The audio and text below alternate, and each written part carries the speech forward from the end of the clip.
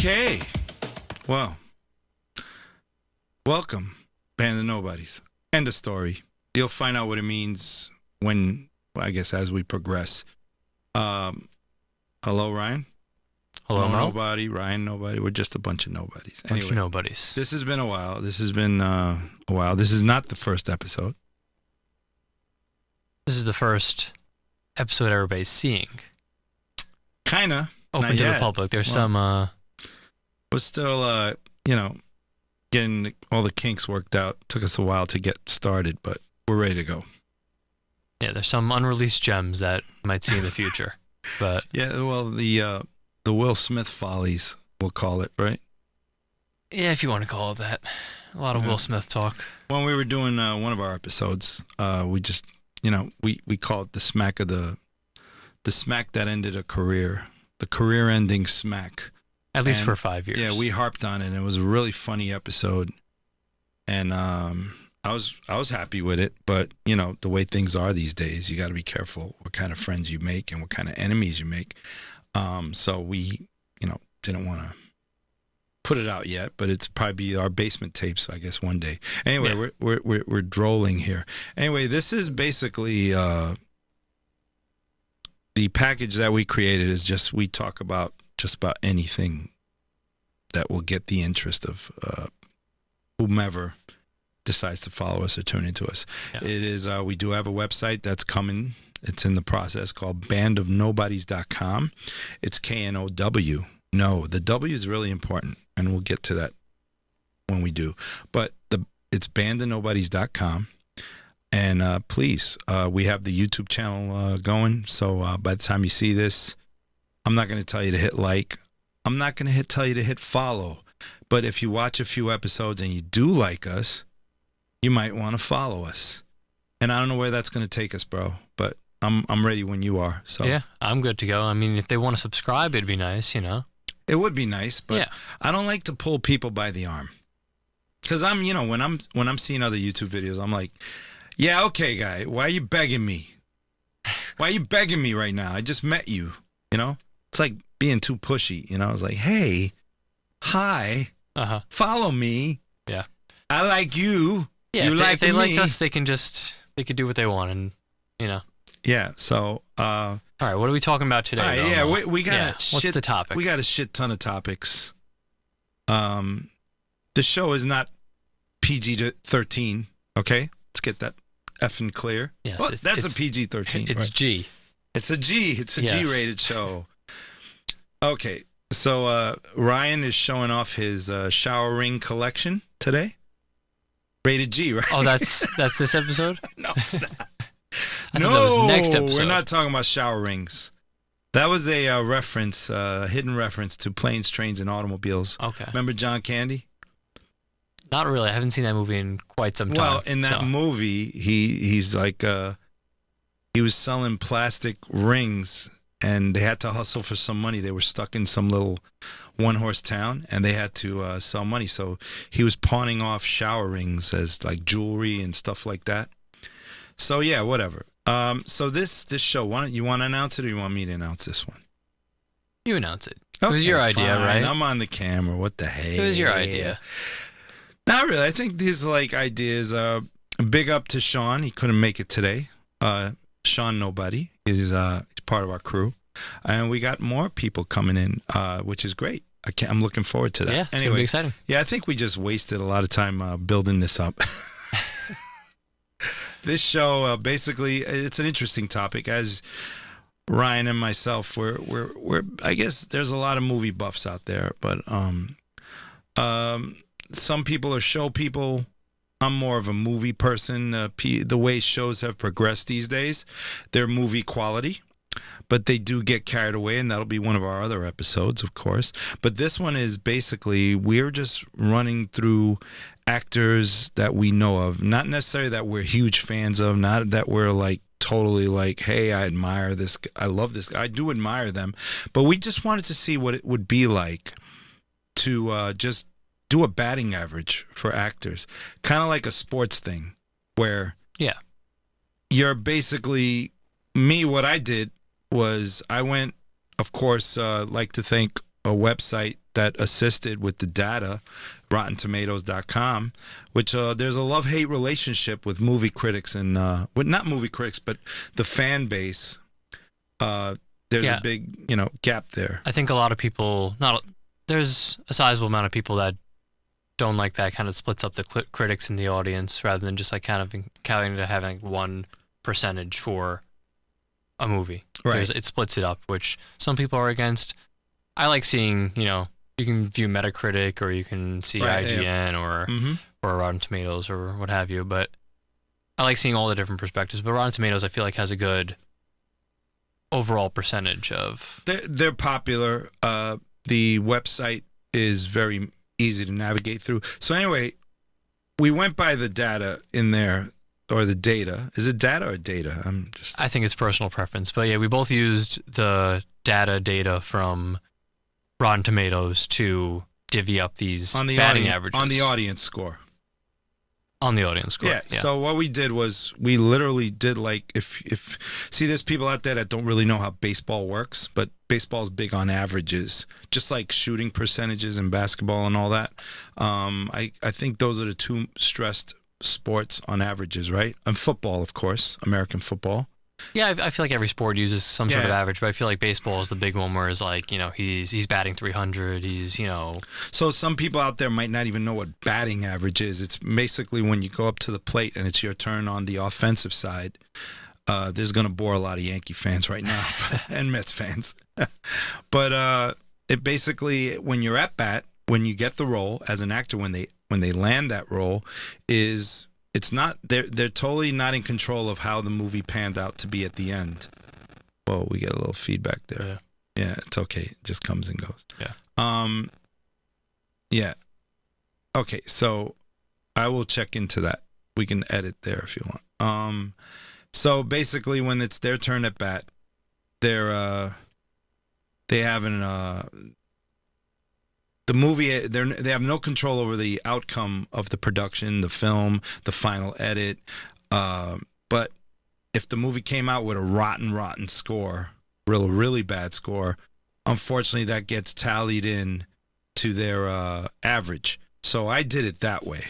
So what we're going to do is just pick a couple of actors. I think we're doing male today, all male. I have 6 male and 1 female, but we can just stick with male for now. I don't know how many actors you have. I'm completely. I went on the. You're all male. Yeah, I'm. What do they call it? Chauvinistic. Right. I was just thinking mine's a chauvinistic male list. I was just thinking of actors that I think never really have a bad role, so I just like looked up those actors and then just like put in their movies, see. I can kind of show you my Oh, we're chart. Gonna do that. Yeah, definitely. I don't have a chart, man. I love an Excel. I love a spreadsheet. I showed up butt naked to this thing, so I don't have a chart. All I got is analog, ink, and paper. That's what we deal with here. So I don't know. So there is the bar, the man, and you were asking me who could it be, and I think if you know films really well, the actor that he came in with the lowest overall score, because overall score to me is how many roles were they in.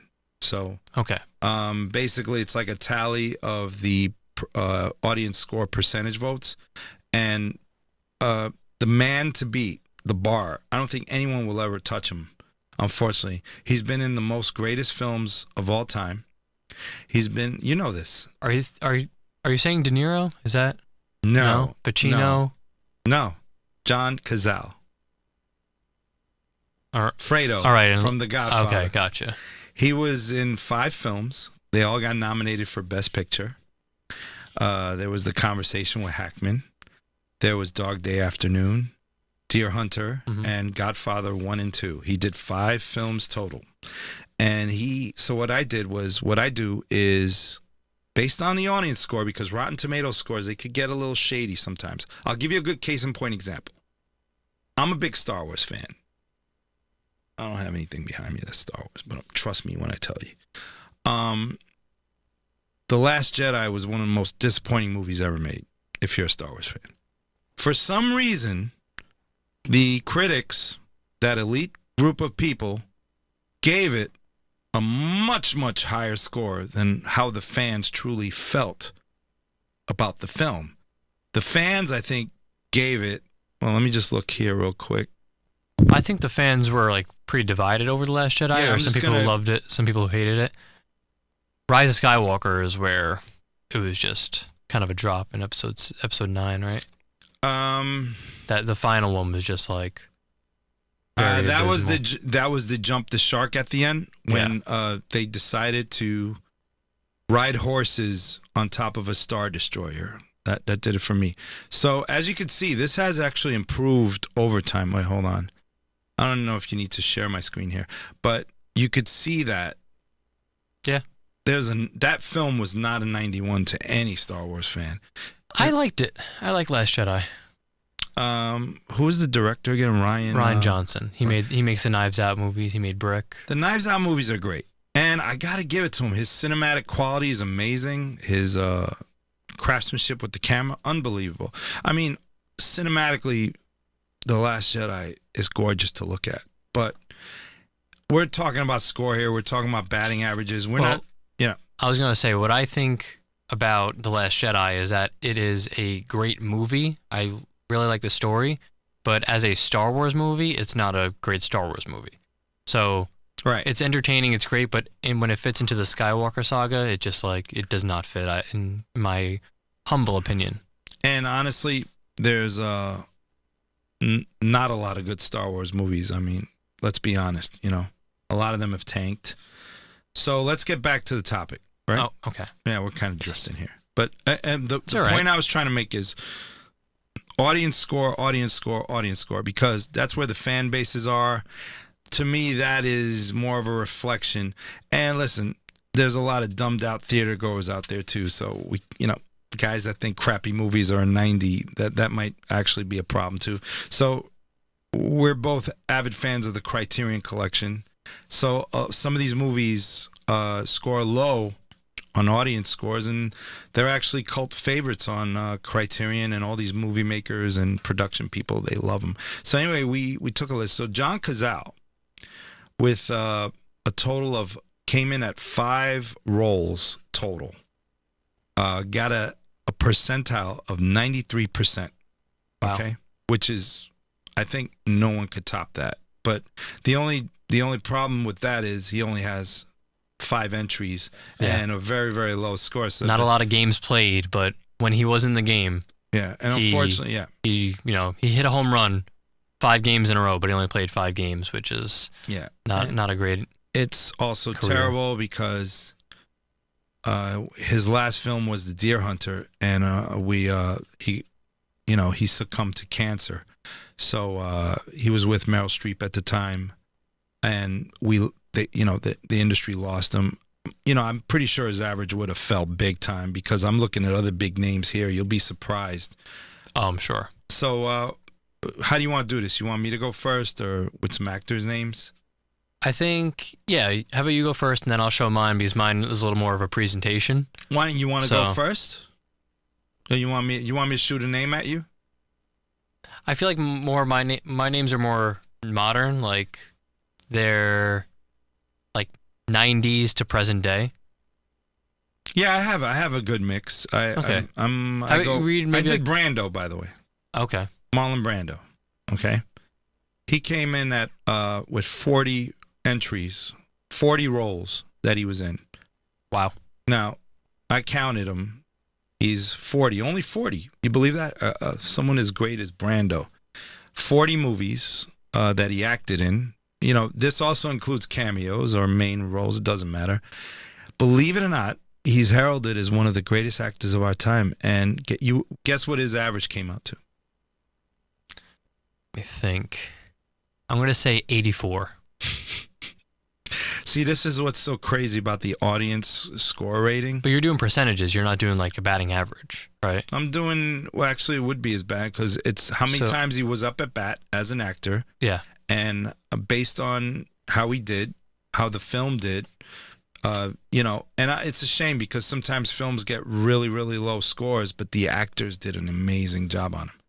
But nah, we're not going to count that. Yeah. So this is not criticizing the actor in any sense. So please, I'm not saying John Cazale is the greatest actor of our time. No, but he is. He was. You're saying he's in the greatest bunch of movies. He's the actor's actor. He made other actors do their job a lot better. I think Pacino said that whenever he's in a film, he brings out the most out of the other characters, and he's like, I guess the equivalent to him today would be what's his name? Compare Joaquin Phoenix? No, the guy that would be close to kind of like his vibe. Let me just look him up. Hold on. I can't believe I can't remember his name. Kevin Spacey. No, him. Sam Rockwell. See, I always forget his name. Sam Rockwell. He's one of those guys that always takes the backdrop role, and he's always bringing out. So the main actors, they actually makes their job a lot easier when he's. You know what I'm saying? You know, he's like, he adds a little flavor to it. Yeah, he'll draw that. He'll raise the platform of the scene to a point where the main actor's like, oh, now I could get into my character more because this guy's so you're saying he's a great supporting actor. He's kind of like what John Cazale would be if he was doing films today. Gotcha. You know, and ironically, John Cazale was not the lead role in any film, but he got the highest actor score. So he was a great supporting actor. I did Brando, and you were asking me 65.02% for Brando. Wow. So that's like a 650 batting average. Right. Now, I'm going to bring you another good name. All right. We're going to do mine first. Is that okay? Yeah. Another good name is Daniel Day-Lewis. See, like now, he's also like a John Cazale. Very few roles. Yeah, no, but he's not a supporting role, though. He's leading in most of those roles. He has, like, Phantom Thread, There Will Be Blood. You know, I was looking him up. He supports, and he doesn't support him. He leads in almost every one of the movies he's been in. True. My Left Foot. But he was in The Boxer. Yeah, definitely. In the Name of the Father. But when he was... I found that he did a lot of roles... where I had never heard of some of these movies. Gotta get more cultured into film, though. Like, I'll show you. He did, when he started out, here it is. This is the actual page I used. Let's see. How Many Miles to Babylon? The Bounty. I don't think that he was the lead in that. My Beautiful Laundrette. The Insurance Man, which I guess that never got released. A Room with a View. I think he was the main in that. Stars and Bars. Have you heard of that? No. Yeah, I've never seen any of these. Unbearable Lightness of Being. Heard of that one. Never saw it. Ever Smile, New Jersey. He played a character called Dr. Fergus O'Connell. But now this is where he blows up. Then he blows up. My Left Foot. Last Mohicans, Age of Innocence. Yeah, that's when he takes over the freaking lens. Well, Gangs of New York, would you consider him? He was a supporting, right? Leonardo was the lead in that. Leonardo was the lead, but I would say, like, he's the antagonist. And what was this? 9. You see this movie 9 that he did? It was an animated movie. Oh, it was? Yeah. Okay. I didn't know what the hell that was.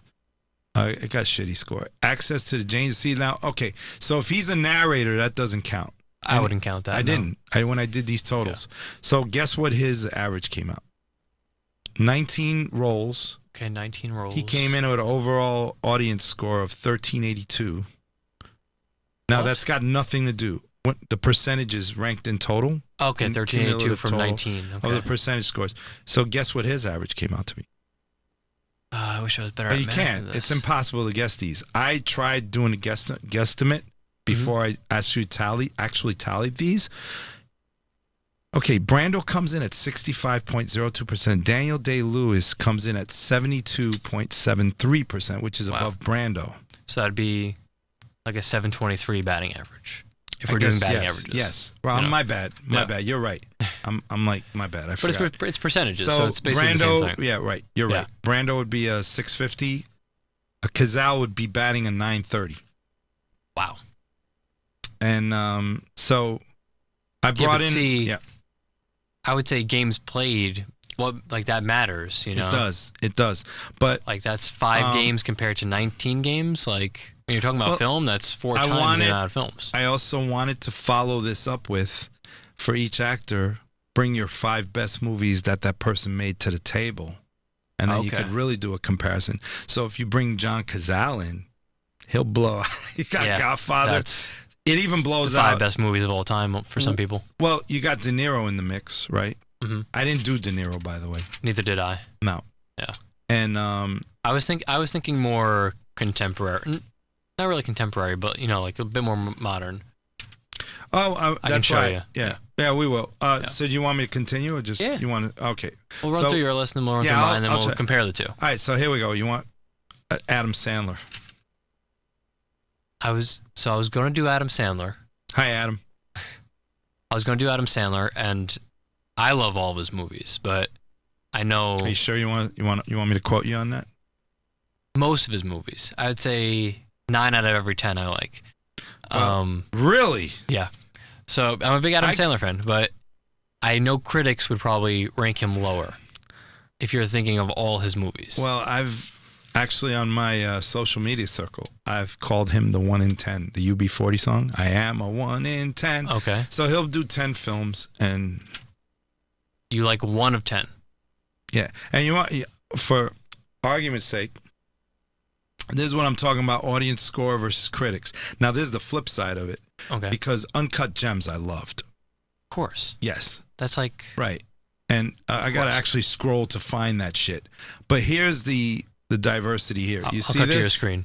Actually, I'm sorry. Let me make this more appealing to the viewers. I'll make it a little larger. Well, if you click on the green circle all the way up top instead of closing it out. Oh, I got you. Oh, my bad. Okay, so if you look at him, look at this audience score for Uncut Gems, which had the weirdest soundtrack, by the way. 52%. Now that's a crime. Come on, guys. Well, it's because most audiences they don't understand. They don't see that. This is where we run it.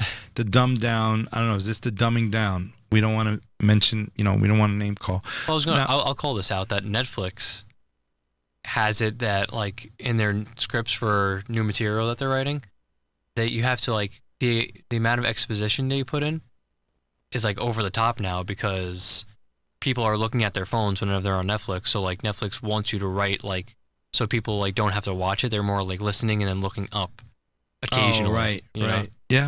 Yep. Yeah. Yep. So it is the dumbing down of. That's the dumb down effect, audience dumb down effect, which is sad because it got a 91%, and I would give it up there like around 90. And then Uncut, the audience. So you have a case where, like to me, Last Jedi, where the critics were dead on wrong, and the audience score was dead on correct. And then you have Uncut Gems, where the critics scores was dead on correct, and then the audience score was dead on wrong. That's your personal opinion. All right, so Adam Sandler came in. Yeah, I was gonna say you were gonna go through a few of the filmography, right? Oh no, yeah, I'm getting to it. Okay. So we did Adam Sandler. So as you know, we did Marlon Brando, Daniel Day-Lewis, John Cazale, the almighty god of the batting average, 930. Jesus. Adam Sandler came in at a 550, 55%. Which is, considering how many bad films he's made, it's close to 650's Marlon Brando. And he's a 550. That's honestly not that bad. I thought it was kind of crazy, yeah. I thought it was going to be a lot worse. But also you're going through the audience scores. Yes. So that's the big thing. Because if you went through the critics, then his batting average would probably be like a 180. Well, let me just say one thing. Audience score is important because without them, we'd be nothing. So the audience is, I'm kind of like going both ways here because sometimes, all the Oscar time, Golden Globe time, they make these big deal out of all these movies. And then when you actually go sit down and watch them, you're like, I don't know, man. I was like, I don't know. A lot of times you're like, not for me. But it artistically, yes. But as far as the film, sometimes you need an audience to just tell you, this film actually kicks ass. It depends on the movie, Yeah. Like the Mel Gibson one that he produced about the child trafficking. What was the name of that movie again? I don't know. Wait, I lost my shit. Mel Gibson produced it?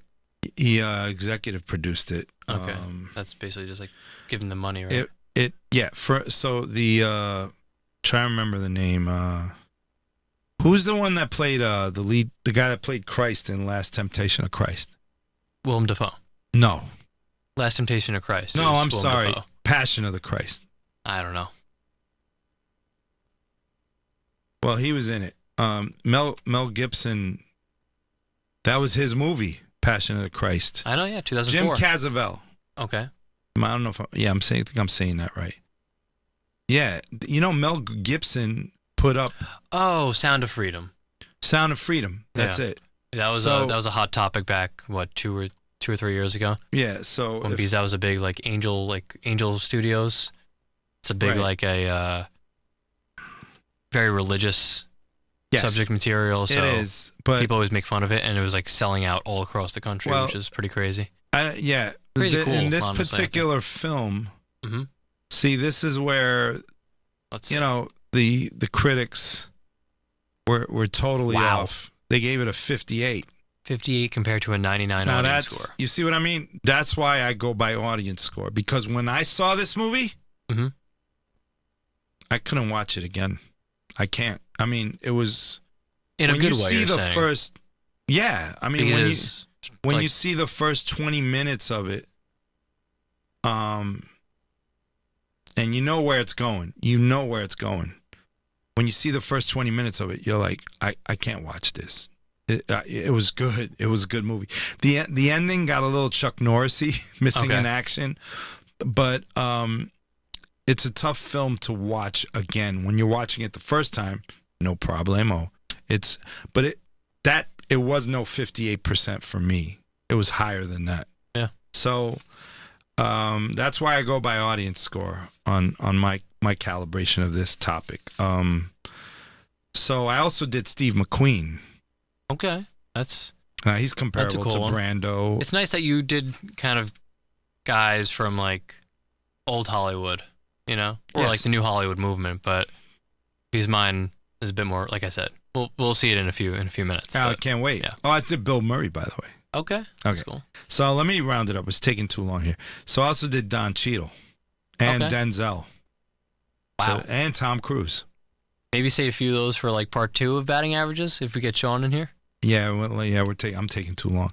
But the one I wanted to get into was whose name I just Steve McQueen. Steve McQueen, yeah. All right, now what's interesting about Steve McQueen? He came in with only 28 roles. That's not that surprising. I feel like 28. Not sounds James Dean. About right. James Dean, how many roles did he? 3, right? No, I think he was in more movies than that. I think he was in like 4 movies, honestly, but he had 3 leading roles. Yeah. Oh, leading. See, you're going by that leading stuff.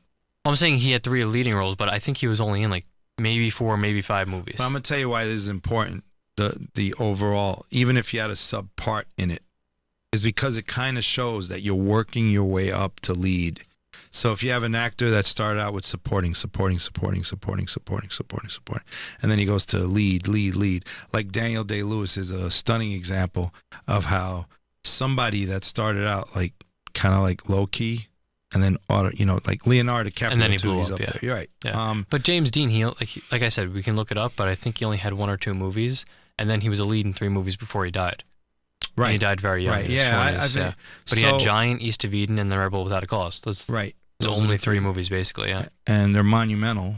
So on the topic of Steve McQueen, he came in with only 28, as opposed to like Adam Sandler has 66. Yeah, but Adam Sandler's been doing this for decades. Steve McQueen had a shorter career. So he only, believe it or not, Adam scored a 550. Mm-hmm.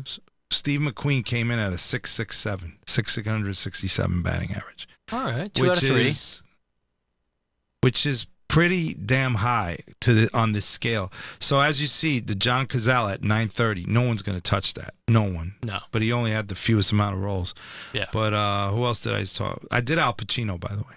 All right. How did Al come in? Al came in with a total of 58. roles, which you'd figure he must have done a lot more than that. He came in at a 681. That's pretty solid. So he came to Steve McQueen 667, 681. So he's slightly above. But Al's been in a lot of crap. Yeah, but also he's been in some of the best movies of all time. You know, he has all the Godfathers. He has The Irishman, Carlito's Way. I mean, the list goes on and on. Jack and Jill. Yeah. Jack and Jill is probably that's the 1 out of 10 that I don't like from Adam Sandler. Adam Sandler, right. Hustle was very popular with the Hustle sporting. Was great. Yeah, it was good. It was good. So I don't know. You want me to do? I think let's go to you. I think that's let's switch over to mine. But I'm telling you, a lot of these actors. I mean, if you get above 70 or above, it's rare. Yeah, I think that probably a 650, is a solid number to have. It would almost be like the mean. What I want to do is take some crappy, and I thought... See who can get the lowest? Out of my list, unfortunately, Adam came in the lowest. But then again, I'm putting him up against some of the greats. Yeah, I mean, I'm sure he wouldn't be mad at the competition that he's against. On my list, and I'll save it for the next episode, but I'll kind of give a preview of it. Don Cheadle outscored Denzel Washington. Wow. That's quite the teaser. Don Cheadle's been in some great roles. He's had some Hotel great movies. Rwanda, come on. All the Marvels are usually good for audience and critics. The what? All the Marvel movies. Oh, true. He's like he's War Machine. Like I looked at anyone that was in what was the Marvel the Avengers movie that was huge? What was it? It's Infinity War. Yeah, that the one coming out is not out yet, but it's Doomsday comes out in December. Doomsday, that's right. Yeah. So Infinity War, if you happen to be in that movie as a nobody, no pun intended, but if you're in that movie as a nobody, you had a 90. They all got audience ratings of 90 and above. I can show you on mine. I got one actor here that go for it. Has some pretty high percentages here. Let's see what we got. Yeah. You can see the screen, right? I'm going to put it on now. There you go.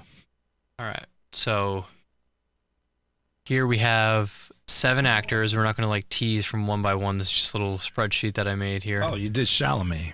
Yeah. So there you go. That helps me a lot. Okay. Chalamet comes in number 1, hitting the gold. So what I did, and I can show you.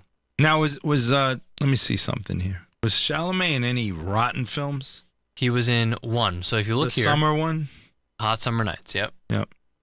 So now, Mo, if you look here, the average is the average score divided by 100. So the Rotten Tomatoes score, right? The audience score divided by 100. So he's at a 786. Wow. Games played is the amount of films he had. So he had 18 films. Oh, there you go. It's similar to mine. Yeah. A hit is any movie that's above 70%. So he had 14 out of 18 is above 70%. Yeah, yours is way better than mine. A home run is anything over 90%, and a strikeout is anything under 50. Okay, now, so you did that. That's very cool the way you did it. And a foul ball. So anybody that knows baseball, from 50 to 60. If anybody watching this does not know baseball, you're assed out on this one. No, you get the right idea, because a hit is a score over 70. So if it's over 70%, then you got on base. And a home run is anything over 90%. 90 to 100% is a home run. And for FYI, I have it on my screen if you want to put it up. Yeah, sure. Hot Summer Nights. Critics gave it a 46, but the audience loved it. Not loved it, but they gave it a 60. That's not loving it. That's still rotten. Yeah. Well, I'm one of the audience. I've seen him give. I saw it live. It was not a great movie, and that's his one strikeout. That is Timmy Chalamet's one strikeout. So you know which one he did that kind of disappointed me also, but again, A Rainy Day in New York. It was a Woody Allen film. It was a Woody Allen film. And Timothy Chalamet, any whatever money he made from that movie, he donated to some Actors Equality or Actors Equity or something. I didn't know that. Yeah, because he didn't. He was kind of on a an Oscar campaign where he was trying to win. So he's I don't like Woody Allen. Votes. Yeah, that's how you get votes, Timmy. Yeah. So, yeah, if we go back to the list here, he's the highest, obviously. Robert Downey Jr., like we said. Okay. The Marvel movies saved him, kind of, so he's batting a 773. 29 movies, 25 hits. So 25 out of 29 were over 70%. He had 1 strikeout. So if it's between 50 and 60... What again is the strikeout? So strikeout's under 50%. Between 50 and 60 is a foul ball. Oh, wow. You really broke this down. Breaking down, yeah. See, my thing with foul balls is good as a home run. Because I'm just taking total rolls, what you scored on each, and that's it. That's your average, you know. Which yours is a little more is more fair to the actor. It goes a little more in depth, I feel like, just because it's not like yay or nay. It's kind of made it. Listen, Matt. I miss baseball.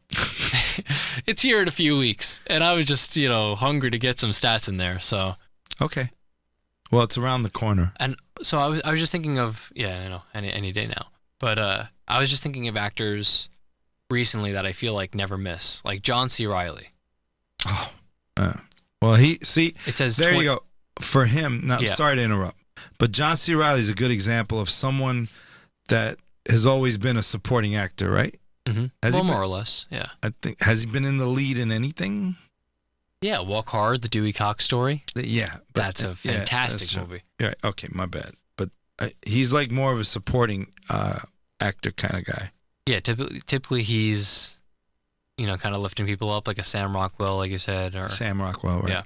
So what do we call those kind of guys? Supporting actors. No, we got to give them like a nickname. Nobodies. No, that's our shit. I'll think about it as you continue breaking down your... Sure. So the one female I had on here, which I thought that she'd be a little bit higher, honestly, was Elizabeth Olsen. Elizabeth Olsen? Yeah. The old... Mary-Kate and Ashley's younger sister. That's the actress you picked? Yeah, because... So, listen, I'm going to... Oh, that's a weird choice. No?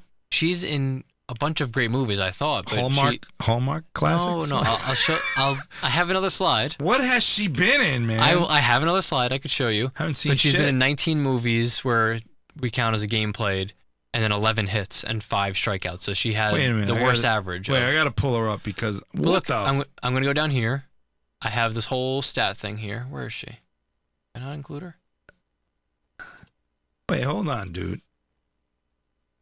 How many films has she been in? It says here 19, but she's been in more, but this is what I was counting as. Elizabeth Olsen, okay. Yeah, she was in Eternity. So out of all the actresses, you picked her. I mean, I could put Scarlett Johansson or something like that, but I thought she would have a higher average, honestly. She was in Horse Whisperers, so she was like a kid in Horse Whisperers. She was young, yeah. Okay, go ahead. She's been there for a while. All right. But yeah, this is basically it. I can show you. And again, we're not doing TV shows. Let's just... Of course, yeah. Let's just divide it up here because I'm not going to mix oil and water. Mm-hmm. No.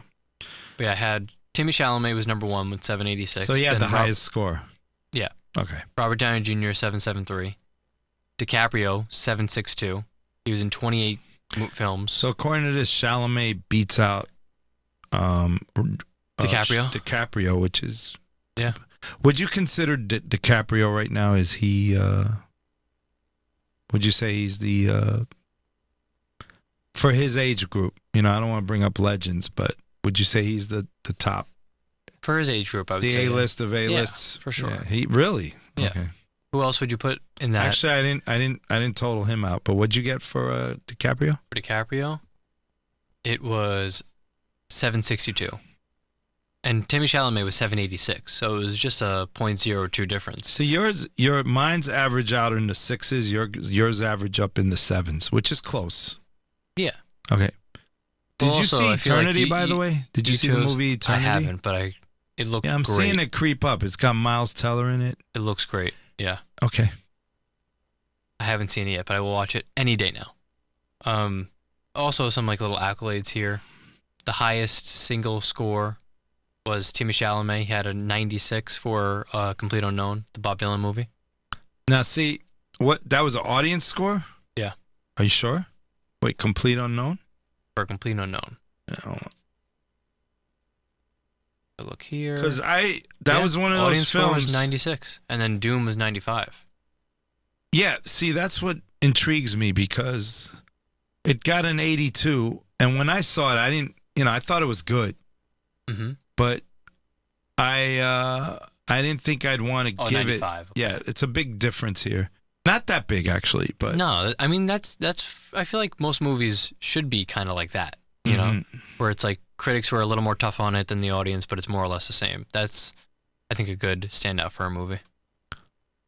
So, yeah, but I saw it. I didn't think it was an 82. For me, it was more like higher or lower.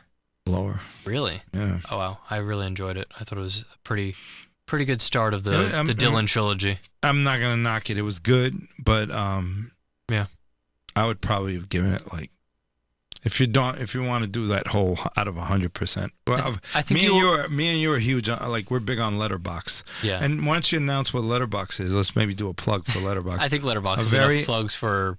No, I think it's pretty underrated because a lot of people don't know about it. All right, if you say so. I think a lot of people who are into movies know Letterboxd. You'd be shocked. A lot of Letterboxd, and it's not spelled literally as letter. It's Letterboxd, and then with a D at the end, Letterboxd.